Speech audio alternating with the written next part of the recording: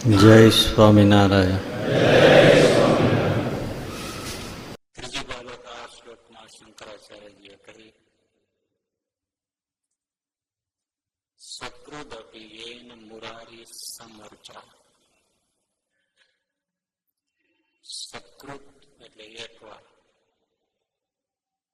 સકૃતમ એકવાર, અપી એટલે પણ, એક વાર પણ,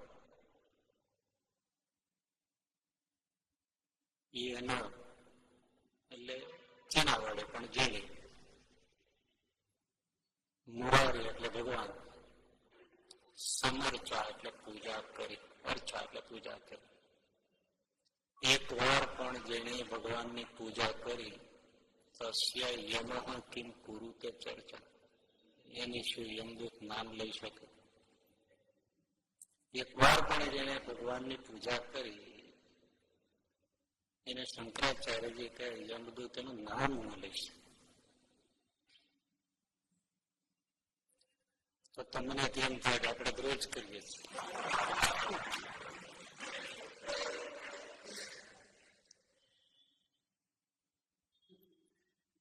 વિષ્ણુઆચાર્યએ આવી વાતો કરી હોત ને તો બહુ આશ્ચર્ય ન થાય. ગંગાજીનો મહિમા, ગીતાજીનો મહિમા શંકરાચાર્યજી કે એમાં આપણને જરાય પેલું ન લાગે, કારણ કે એ ગીતાજીનો જ્ઞાન માર્ગ ગ્રંથ વિશેષ તત્વ, તો એમાં શંકરાચાર્યજી એ વિશે મહિમા કહે તો એ સ્વાભાવિક છે. પણ ગંગાજીનું મહાત્મ્ય કહે એ ચાલો, શંકરાચાર્યજી આખી એક ભારતીય સંસ્કૃતિના પુનરુદ્ધારક હતા એટલે એ વાત આવે. પણ ભગવાનની મૂર્તિ પૂજન એકવાર કર્યું એનું યમદૂત નામ ન લઈ શકે. પણ એનો મહિમા તો છે, પણ શંકરાચાર્યજી એટલો બધો કહ્યો કે આથી વિશેષ કહી ન શકે. ગંગાજળનું પાન કરે અને ના થાય, દુર્ગતિ ના થાય, સમજ્યા, પણ એક બૂંદ પી લીધી તો પર્યાપ્ત. થોડુંક અધ્યયન ગીતા તો પર્યાપ્ત. એનાથી વિશેષ કે એક વાર જેને ભગવાનની પૂજા કરી યમદૂત અડી શકે નહીં. નામ લઈ શકતો હશે તો પ્રશ્નાર્થ કર્યો, એનું શું નામ લઈ શકે યમદૂત?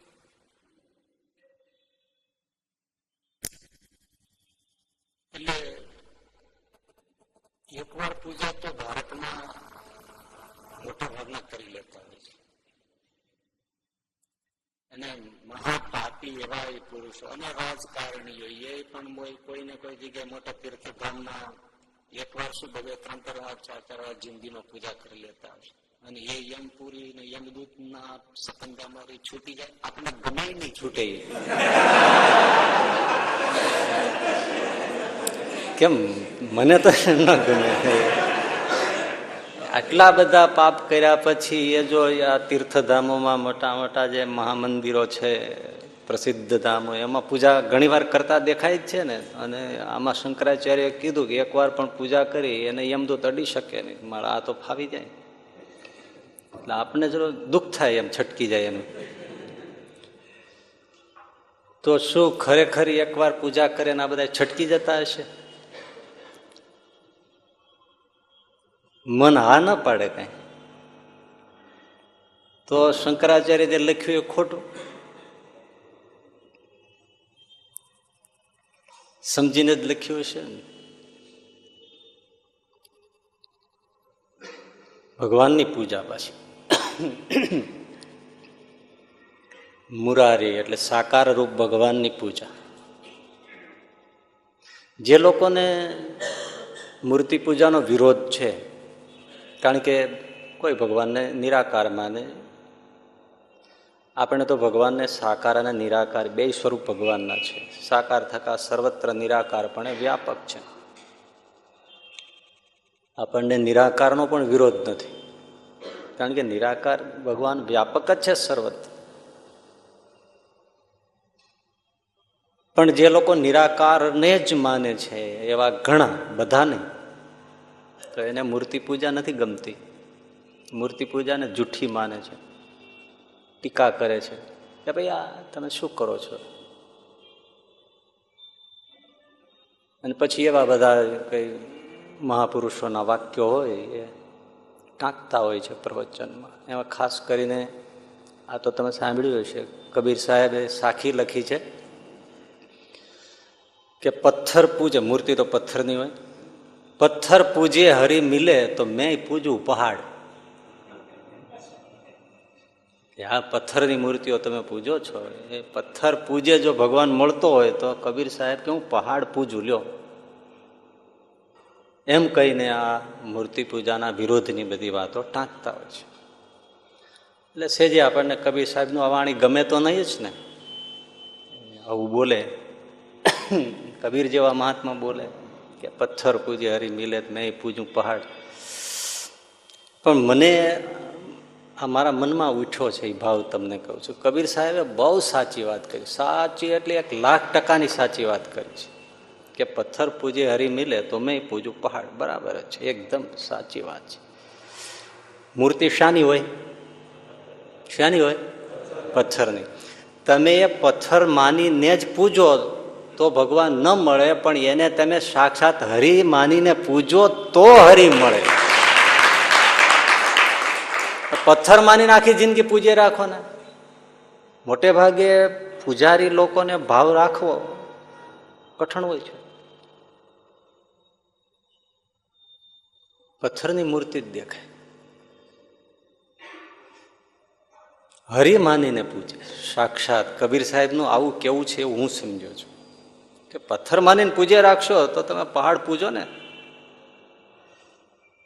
અને પહાડને હરિ માનીને તમે જો ગોવર્ધન પર્વતને થાળ ધરાવ્યો, અન્નકૂટ કર્યો તો સાક્ષાત ભગવાનને પહોંચ્યો. સાક્ષાત ભગવાન છે એમ માનીને પૂજો તો ભગવાન મળે. કેટલો સરસ વાત છે આમથી આમ જો સમજો તો.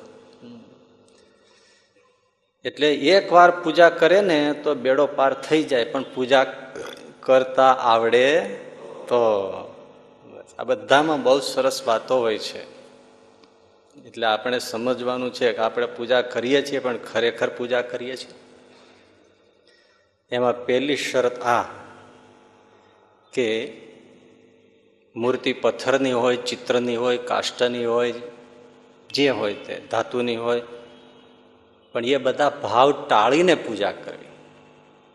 એટલે પ્રત્યક્ષ પ્રગટ હરિ બેઠા છે, પ્રભુ બેઠા છે એમ માનીને પૂજા કરવા, એવા ભાવથી પૂજા કરે. પૂજાની પહેલી શરત. એટલે શંકરાચાર્યજી બહુ પ્રબુદ્ધ પુરુષ છે. એમણે શબ્દ શું વાપર્યો? સકૃત અપી યેન મુરારી અર્ચા નથી કીધું. જો વાંચો શું કીધું છે? સમર્ચા. બે શબ્દ છે, સમ વત્તા અર્ચા. અર્ચા એટલે પૂજા. સમનો અર્થ થાય છે સમ્યકપણે. સમ્યક એટલે યથાર્થ, યથા યોગ્ય, જેમ કરવી જોઈએ તેમ પૂજા કરે તો એકવાર પૂજા કરે અને બેડો પાર. શબ્દ વાપરીને કમાલ કરી છે. પણ મેં ઘણી જગ્યાએ થોડું થોડું ક્યાંક ક્યાંક બધા લખ્યું જોયું, કોઈ એ સમ શબ્દ શંકરાચાર્યનો પકડ્યો નથી. પૂજાની વાતો કરી રાખે, પછી પોતાના ભાવ પ્રમાણે આમથી આમ ગોથા મારે ને આમથી આમ ગોથા મારે. પણ આમાં કીધું છે એ વાંચો ને હરખું. સમ શબ્દ તમે ચૂકી જાઓ છો એટલે પછી તમારે વગદ્યા કરવા પડે છે. શંકરાચાર્ય ચોખ્ખું કીધું, સમ્યક અર્ચા, જેવી કરવી જોઈએ, જે રીતે કરવી જોઈએ એમ પૂજા એકવાર કરે બેડો પાર. બરાબર છે? શબ્દ વાપરીને કમાલ કરી છે. તો જેમ પૂજા કરવી જોઈએ તેમ પૂજા. એની શરત એક પહેલી, પ્રત્યક્ષ ભાવથી પ્રગટ ભગવાન બેઠા છે. જ્યાં સુધી આમાં ચિત્ર દેખાય ત્યાં સુધી કામ ના થાય. જેટલી આંખમાં, આપણી દ્રષ્ટિમાં, સમજણમાં એ બધા ભાવ હટી જાય તો એ એમાં સમાય ના શકે. લો, હા, એ એમાં સમાય ન શકે. એની તાકાત બહારની વાત થઈ જાય. પછી પ્રત્યક્ષ. તમે જે રીતે એટલે આપણે બધા જે માનો કે પૂજા કરતા હોય બધાને તો ના કહેવાય, ઘણા સમજીને કરતા હોય, અમે થોડું સમજ્યા હોય તો પછી કાંઈક તો જ સમજણ આવી કહેવાય ને, કે એવું થોડુંક છે. પણ મોટે ભાગે જનરલી આપણે પૂજા કરીએ તો એમાં વિચારવાનું. તમારે ઘેરે અથવા તો તમે મુખ્યમંત્રીને પાસે બેઠા છો કોઈ મિટિંગમાં, હવે તમે કેમ વર્તો? પૂજા કરી, આવાહન કર્યું, ઠાકોરજી બિરાજ્યા, બસ આપણા હાવ ભાવ બંને બદલાઈ જાય તો સમજવાનું કે આપણે માયના છે સામે બેઠા છે. તમે હા એ બધું કરતા હોય ને હું અહીં આવીને બેસું તો તમે થઈ ગયું ને, અમારો અહીં ફોટો મૂક્યો હોય કાંઈ ના થાય, પણ બેઠા આવીને તો કેમ થઈ ગયું? પ્રત્યક્ષ થઈ ગયું ને. હવે મુખ્યમંત્રીની સામે તમે બેઠા હો, વિશિષ્ટ વ્યક્તિની સાથે બેઠા હો, અબ્દુલ કલામ જેવા કોઈ પ્રબુદ્ધ માણસ સાથે સામે બેઠા હો તો તમે ફોનમાં જેમ તેમ વાતો કરશો, ગપ્પા મારશો, એકબીજાની સાથે તાળીઓ લેશો, હા હા હી કેમ કરશો, એવું કરશો, ગપ્પા મારશો. અથવા તો તમે શું ટુવાલ પહેરીને મળવા જશો? ત્યારે ઘણા એવા નંગ તો ને કહેવાય રતન ટુવાલ પહેરીને પૂજા કરતા હોય. કેવું લાગે? તમે એક સામાન્ય માણસની સામે પણ તમે ટુવાલ બેસીને પહેરીને મહેમાનની સામે ઘરે નથી બેસતા, તો અમે મને ક્યાં માન્યું કે સામે ભગવાન બેઠા છે? અડધા પરધા વસ્ત્ર પહેરીને કેમ બેસી શકાય? વિચારો. જેને એ પૂજાના વસ્ત્રોમાં કચાશ હોય પહેરવામાં તો સમજવાનું માયના જ નથી ભગવાન સામે બેઠા છે. કોઈ પણ વિશિષ્ટ વ્યક્તિ આવે, આપણે આ છોકરાઓ તો અહીં કોણ અમદાવાદમાં એને ઓળખે છે, ગામડેથી ભણવા આવ્યા છે, પણ આપણે તમે જો અને કહો કે ભાઈ તમે સામે પેલું પોસ્ટ બોક્સ પડ્યું છે ને એમાં પત્ર ડ્રોપ કરી આવો, તોય શર્ટ પહેરશે, વાળ હરખા કરશે. હવે ત્યાં કોઈ એની સગાઈ માટે ઊભું છે કોઈ કે જોઈને નક્કી કરે મૃત્યુ કેવો છે? પણ એને ખબર છે કે કોઈ મને જોશે. તો ભગવાન સામે બેઠો હોય તો એલફેલ કેમ બેસાય? પૂજાના વસ્ત્રો બદલી જાય, હાવ એટલે શરીરની ડિસિપ્લિન શિસ્ત બદલાઈ જાય તો સમજવાનું કે ભગવાન પ્રગટ માયના છે. તરત આમ આવી જાય, આખી રીત બદલી જાય. ગોંડલમાં દાસી જીવણ થયા. એનું મૂળ નામ તો જીવણદાસ, હરિજન હતા, પણ ભગવાનના ખરા કૃષ્ણના ભક્ત. ભજન એવા ગાયને આજે પણ દાસી જીવણના ભજન બહુ જ ગવાતા હોય છે, સરસ લખ્યા છે. કૃષ્ણ ભક્તિ, સાક્ષાત્કારી પુરુષ, સખી ભક્તિ નરસિંહ મહેતાની જેવી. રાત્રે ભજનો થાય. ગોંડલના મહારાણીને ભજન પ્રિય, એટલે વળી ક્યાંય એવું હશે તો ભજનમાં આવે. હવે એક બે દિવસ આમ મહારાણી આવ્યા ને પછી એણે ભજનની શરૂઆતમાં આવીને બેઠા અને દાસી જીવનને પ્રશ્ન કર્યો કે ભક્તરાજ મારે પૂછવું છે. પૂછો.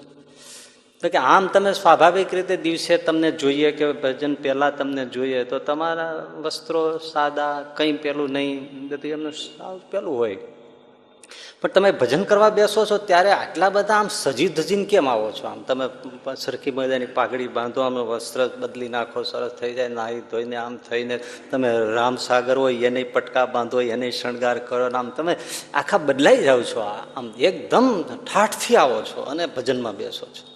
તો ત્યારે સાદગી કેમ મૂકી દો છો? દાસી જીવણ કે મહારાણીજી તમે અહીંયા આવો છો શાના માટે? તો કે હું તો ભજન સાંભળવા આવું છું. બરાબર છે. તો તમે આવા બધા સારા વસ્ત્રો, સોનાના ઘરેણા ને એ બધું પહેરીને શું કામ આવો છો? તમારે સામાન્ય સ્ત્રીની જેમ સાદા વસ્ત્રો આ પહેરીને ઘરેણું એકેય ન પહેરવું જોઈએ અને સાવ સાદી સાડીમાં આવીને વસ્ત્રોમાં બેસીને અહીં ભજન સાંભળતા હો તો એટલે મહારાણી શરમાઈ ગયા કે હું સાવ સાદી સાડીમાં એકે અલંકારો વગર આમનામ અહીંયા આવીને બેસું પ્રજાની વચ્ચે, અહીંયા બધાની સામે, તો મારો ધણી ગોંડલનો મહારાજા છે એની આબરૂ જાય. ત્યારે દાસીજીવણે કહ્યું કે મહારાણી તમને ખબર નથી, હું જ્યારે કૃષ્ણની આરાધ ઉપાડું છું ત્યારે ગોલોકાધિપતિ સાક્ષાત આવે છે, હું એની દાસી છું અને લગર વગર બેઠી હો તો એની આબરૂ જાય. એટલે હું સજી ધજીને બેઠો. પછી એનું એમને વિસર્જન કરું, વિદાય આપું, પછી હું છું, પછી મારે કશું જરૂર નથી. પણ એની આબરૂને ખાતર એ રૂડો લાગવો જ જોઈએ. એની મોટા માણસના સેવકો પણ એવા વેલ ડ્રેસ્ડ હોવા જોઈએ ને. એક જ ક્રિયા છે, જો વિચારો તો રજોગુણી લાગે, ભાવ જુઓ તો આખો જુદો દેખાય.